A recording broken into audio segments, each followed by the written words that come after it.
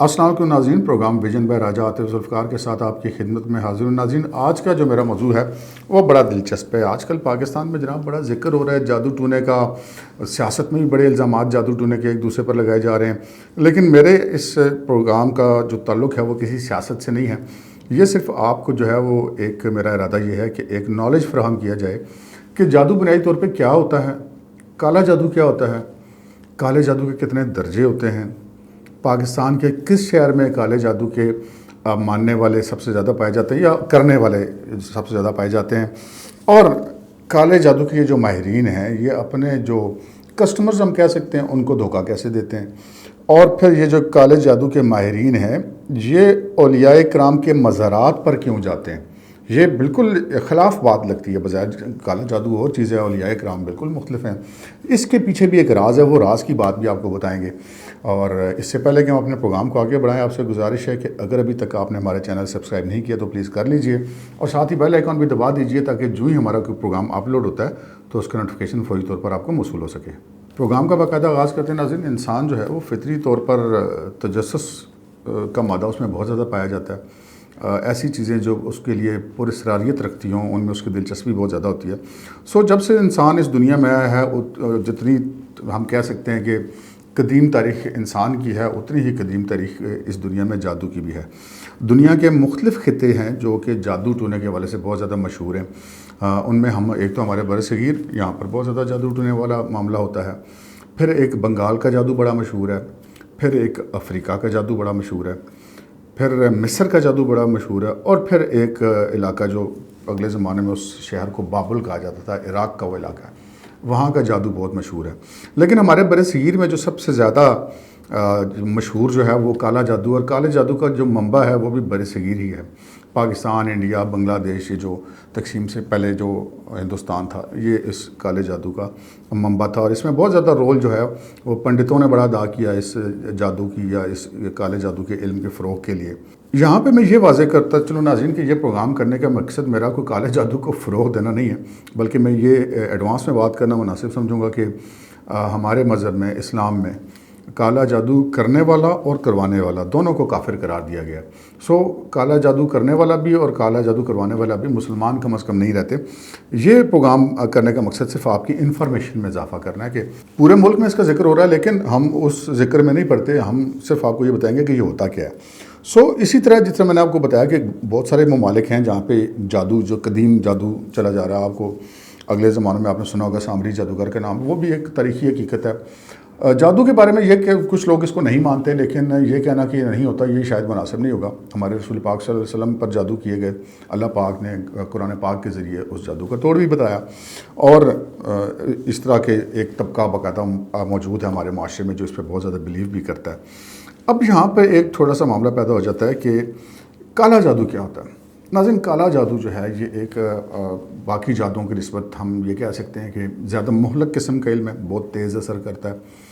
برصغیر اس کا منبع ہے، اور جیسے کہ میں نے آپ کو بتایا کہ جو پنڈتوں نے اس میں بڑا رول ادا کیا، لیکن بہرحال وقت کے ساتھ ساتھ یہ ایک خاص طبقہ الگ سے بن گیا، اور کہا جاتا ہے کہ یہ بنیادی طور پہ شیطان کے پجاری ہیں، وہ یہ کام کرتے ہیں، اور ان کا جو اصل مقصد ہوتا ہے وہ لوگوں کو توحید سے اور رسالت سے گمراہ کرنا ہوتا ہے، اپنی طرف لوگوں کو راغب کرنا ہوتا ہے اور اپنے مفادات حاصل کرنا ہوتا ہے۔ یقینی طور پہ جو بندہ کالا جادو کر رہا ہے وہ کوئی نیک آدمی تو یقیناً ایسا نہیں کر سکتا۔ تو ناظرین، اس کالے جادو کے حوالے سے جو میرے پاس معلومات ہیں وہ اس میں بہت سارا حصہ جو ہے وہ میں نے جو اپنی زندگی میں مطالعہ کیا وہ کتابوں کا بہت زیادہ حصہ ہے، کچھ حصہ اس کا مشاہدات پر مبنی ہے، اور میں نے کہا آپ کی خدمت میں یہ پیش کیا۔ تو ناظرین، کالا جادو جو ہے وہ اس کے بنیادی طور پہ 7 درجے ہوتے ہیں، اور کوئی بھی درجے کا علم حاصل کرنے سے پہلے انسان کو دائرہ اسلام سے خارج ہونا پڑتا ہے، باقاعدہ طور پر خارج ہونا پڑتا ہے۔ ہم نے دیکھا ہوگا، آپ نے سنا ہوگا کہ جی فلاں جگہ پہ نعوذ باللہ قرآن پاک کی بے حرمتی کی گئی ہے، فلاں جگہ پہ کسی قبر میں لاش کی بے حرمتی کی گئی ہے۔ تو اگر آپ اس کی تحقیق کریں گے، یہ تفتیش کریں گے، تو یہ سارے تانے بانے، سارے ڈانڈے جا کے جو ہیں وہ کالے جادو سے ملتے ہیں کہ ایک کالا جادو جو کرنے والا عامل ہوتا ہے وہ دوسرے درجے کے، پہلے سے دوسرے درجے پہ جانے کے لیے اور دوسرے سے تیسرے درجے پہ جانے کے لیے کچھ شرائط ہوتی ہیں جس کو پوری کریں، تو کچھ غلاستیں کھانا پڑتی ہیں، پھر کچھ اس قسم کی حرکات کرنا پڑتی ہیں، تو یقیناً وہ بندہ پھر کم از کم مسلمان تو ایسا نہیں کر سکتا۔ باقاعدہ طور پہ اس کو اناؤنس کرنا پڑتا ہے کہ میں مسلمان نہیں، یعنی کہ جو کالے جادو کے ماہرین ہیں ان کے سامنے. تو کالے جادو کے جو ماہرین ہوتے ہیں وہ 7 درجے میں تقسیم ہوتے ہیں. جو پہلے درجے کے ماہرین ہوتے ہیں ان کو جب وہ ایک خاص جو اس کے پروسیس سے گزر جاتا ہے، وہ جنتر منتر جاپ وغیرہ جب وہ پورے کر لیتا ہے تو ایک خاص قسم کے بھوتنے ٹائپ کی جو مخلوق ہے جو عام لوگوں کو نظر نہیں آتی وہ اس کے ساتھ ہو جاتی ہے، اور جو اس کے کہنے پہ جا کے مختلف قسم کے جائز اور ناجائز مقاصد جو ہے وہ لوگوں کے پورے کرتی ہے. تو وہ بندہ جو ہے وہ ہم لوگ جو اس کو ہمارے ہم کہہ سکتے ہیں کہ کم علمی کی بنیاد پر کہتے ہیں جی فلانا بڑا پہنچا ہوا آدمی، اور لوگوں میں اس چیز کی دیکھا کہ بہت کم لوگ ایسے ہوتے ہیں جو تفریق کرتے ہیں کہ پہنچا ہوا کیا مقصد ہے. پہنچا ہوا کوئی ولی اللہ بھی ہو سکتا ہے اور پہنچا ہوا کوئی جادوگر بھی ہو سکتا ہے. تو سو اس چیز میں تفریق کرنی بڑی ضروری ہے. پہلے درجے سے ایک چسکا لگ چکا ہوتا ہے کہ اچھا میرے پاس یہ طاقت آ گئی تو میں دوسرے درجے پہ جاؤں گا تو میں کتنا طاقتور ہو جاؤں گا، میں تیسرے درجے پہ جاؤں گا تو کتنا طاقتور ہو جاؤں گا. سو اس میں آگے جانے کی ہوس بڑھتی رہتی ہے، اور پھر وہ جو اس کو یہ جو شیطانی قوتیں ہیں وہ جو اس کو کہتی ہیں پھر وہ کرتا ہے کہ جی ٹھیک ہے بچوں کو مار دو، حاملہ عورتوں کو مار دو، مطلب اس قسم کی چیزیں جو ہیں وہ کرتے ہیں. لاشوں کی بے حرمتی کرو، قرآن پاک کی بے حرمتی کرو. سو یہ سارا کچھ معاشرے میں جو یہ بگاڑ جو ہے اس سے پھر وہ زیادہ بڑھنا شروع ہو جاتا ہے. اچھا اس میں بھی بڑا ڈسپلن ہے جی کالے جادو میں بھی. ایک درجے کا جو محفظ کریں کسی شہر میں کوئی جادوگر ہے جو کہ کالے جادو میں دوسرے درجے کا عامل ہے، تو اگر اس شہر میں کوئی تیسرے درجے والا آ جائے گا تو جو اس کے اپنے ساتھ بھوتنے یا بلائیں وہ اس کو اطلاع دے دیں گے کہ جناب تم سے اوپر والے درجے کا ہے. وہ فوری طور پر اس کے پاس پہنچ کے اپنی حاضری لگوائے گا اور اس کی پاؤں پکڑے گا، اس کے گھٹے گوڑوں میں بیٹھے گا اور اپنی نیاز مندی کا اظہار کرے گا. بصورت دیگر وہ جو اس سے زیادہ طاقتور ہے وہ اس کی ساری قوتیں سے چھین کے چلا جائے گا. سو یہ ایک بڑا ڈسپلن ہے ان کے اندر کہ یہ جتنے بھی جو ہوتے ہیں وہ اپنے سے اوپر والے درجے کے ساتھ بڑا ان کا تعلق ہوتا ہے. تو یہ جو کالے جادو کے 7 درجے ہیں جو ہندوستان کی پرانی کتابیں ہیں، جو پرانی روایات ہیں، ان کے مطابق کوئی بھی آج تک کالے جادو کے 7ویں درجے تک نہیں پہنچ سکا. اور پتہ یہ چلا ہے کہ 5ویں درجے تک کچھ لوگ پہنچے، 4تھے درجے تک ان کی تعداد سینکڑوں میں ہوگی، تیسرے درجے تک وہ ہزاروں میں ہوں گے، دوسرے درجے لاکھوں میں ہوں گے. تو جو 6ٹھے درجے تک ایک شخص جو ہے وہ ہندوستان کی تاریخ میں کالے جادو کے پہنچا تھا، اور وہ کہتے ہیں کہ وہ اتنا زیادہ طاقتور ہو گیا تھا کہ وہ زمین میں دھنس گیا تھا، اس کو زمین نے اپنے اندر سمو لیا تھا. بہرحال جی اب روایات کی باتیں ہیں جو مصنفین نے لکھا ہے کچھ پرانی کتابوں میں، یہ ان کی باتیں ہیں. تو بہرحال یہ 7 درجے ہوتے ہیں. اب ہم آ جاتے ہیں کہ جی کالے جادو کا والوں کا مذہب کیا ہوتا ہے. کالے جادو والوں کا در حقیقت کوئی مذہب نہیں ہوتا. وہ بنیادی طور پہ دہری ہوتے ہیں اور وہ شیطان کے ماننے والے ہوتے ہیں، شیطان کے پیروکار ہوتے ہیں، شیطان ہی کو پکارتے ہیں. لیکن ایک انہوں نے لوگوں کو دھوکہ دینے کے لیے اپنا ایک مذہب بھی بنا رکھا ہے، اور اس مذہب سے بہت کم لوگ واقف ہیں. یہ عام طور پہ مذہب کے لوگ کہلواتے ہیں. جو لوگ ان کو جانتے ہیں ان کو پوچھتے ہیں تو یہ کہتے ہیں جی ہم ہیں. کی مذہب کیا ہوتا ہے کہ جو ایک کی مذہب والا جو آدمی ہے وہ اس نے اپنے کمرے میں جناب ادھر وہ اللہ تعالیٰ کا نام بھی لکھا ہوا ہوگا، دوسری طرف اس نے کالی دیوی کی بت بھی رکھا ہوا ہوگا، تیسری طرف اس نے سلیب بھی لٹکا رکھی ہوگی، چوتھی طرف اس نے مہاتما بدھ کا مجسمہ بھی رکھا ہوگا. یعنی کہ وہ ایک یہ تاثر دینے کی کوشش کرتے ہیں جی ہم سارے مذہب کو مانتے ہیں، جبکہ در حقیقت وہ کسی بھی مذہب کو نہیں مانتے، اور اسی وجہ سے وہ کالا جادو کرتے بھی ہیں. سو عام آدمی جو ہے وہ جو کم علم ہوتا ہے وہ کہتا ہے جی وہ فلاں جو کرسچنس کی بادی میں، حالانکہ بیچارے کرسچنس کا اس سے کوئی تعلق بنتا نہیں ہے، وہ کرسچنس نہیں ہوتے جو یہ کام کرتے ہیں، وہ ان کا اپنا ایک الگ مذہب ہوتا ہے. پھر کچھ لوگ یہ سمجھتے ہیں کہ اچھا یہ جو فلانی جو آبادی ہے ہندوؤں کی وہ بھی ایسا اس طرح نہیں انوالو بھی ہوتے. عام آدمی اپنے کم علمی کی وجہ سے ان کو کرسچن یا ہندو سمجھتا ہے، جبکہ وہ ہوتے نہیں ہیں، وہ کی مذہب سے ان کا تعلق ہوتا ہے. اب یہ ہے کہ جی یہ جب کی مذہب والے کام کرتے ہیں تو یہ پورے پاکستان میں جو ہے وہ ان کے ہر شہر میں تقریباً ایسے لوگ پائے جاتے ہیں.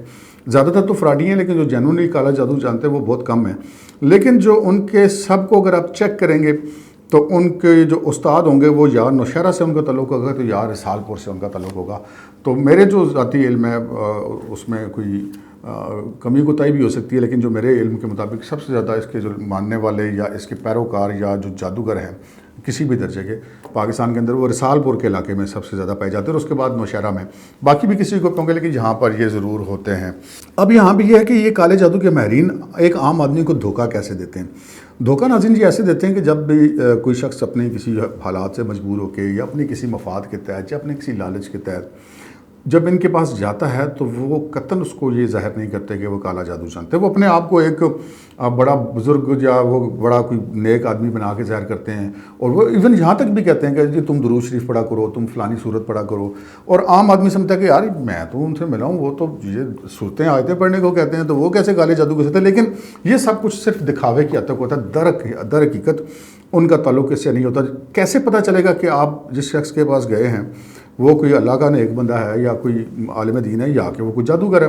تو اس کا بنیادی فرق ہوتا ہے. آپ اس چیز پہ مت جائیے کہ وہ آپ کو کیا پڑھنے کو کہہ رہا ہے. آپ یہ دیکھیے وہ کس چیز کی ڈیمانڈ کر رہا ہے آپ کے سے.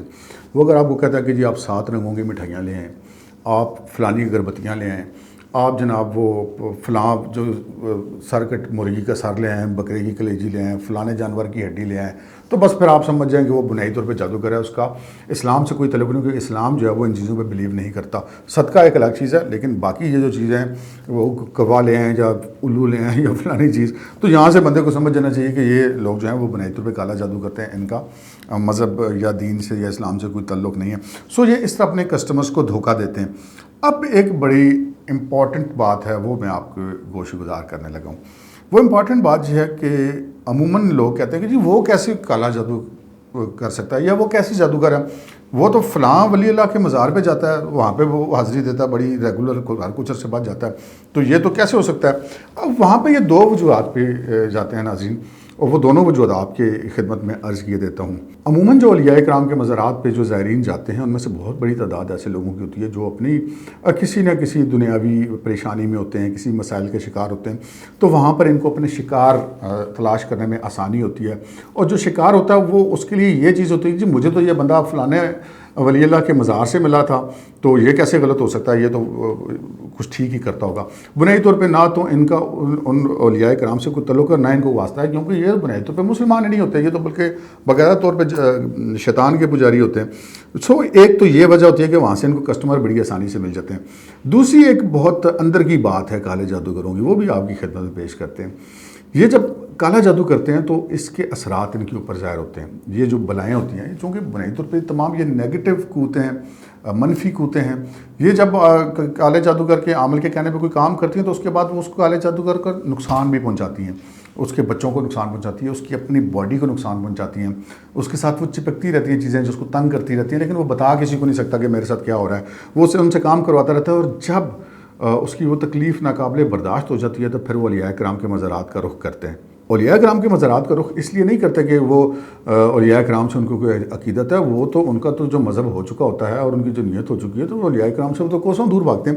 دراصل یہ جتنی مخلوقات ان کے ساتھ چپک جاتی ہیں وہ مبینہ طور پر ان کو جب تنگ کرتی ہیں اور جب وہ ان کی تکلیف ناقابل برداشت ہو جاتی ہے, تو یہ بزرگان دین کے احاطوں کا رخ اس لیے کرتے ہیں کہ جب یہ ان کے احاطوں کے اندر داخل ہوتے ہیں تو وہ ساری بلائیں بھاگ جاتی ہیں ان کو چھوڑ کر. سو یہ دوبارہ سے وہاں سے فریش ہو کے واپس آ جاتے ہیں. نہ یہ ادھر کو دعا کرتے ہیں, نہ ان کا کوئی وہاں پہ کوئی تعلق ہوتا ہے, نہ اولیاء کرام سے تعلق ہوتا ہے. یہ صرف اپنے مفاد کے لیے وہاں پر جاتے ہیں, وہاں جاتے ہیں اور اپنے ساتھ جو چپکی ہوئی بلائیں ہیں یہ ساری جناب یہ ان سے ہٹ جاتی ہیں, بھاگ جاتی ہیں وہاں سے, یہ جل جاتی ہیں. تو پھر یہ واپس آ کے نئے سرے سے اپنے شکار شروع کرتے ہیں اور پھر نئے ٹارگیٹس اچیو کرنا شروع کرتے ہیں.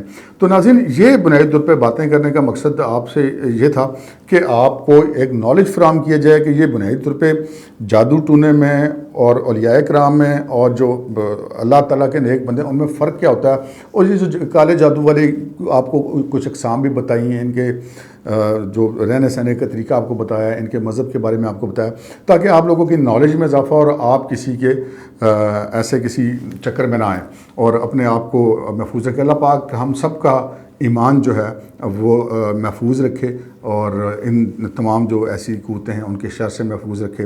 کچھ لوگ اس پہ بلیو کرتے ہیں یا نہیں کرتے, وہ ایک الگ بات ہے. اس پروگرام کا مقصد جو ہے وہ صرف آپ کو نالج فراہم کرنا تھا. آج کے پروگرام میں اتنا ہی, اجازت دیجیے. اللہ حافظ.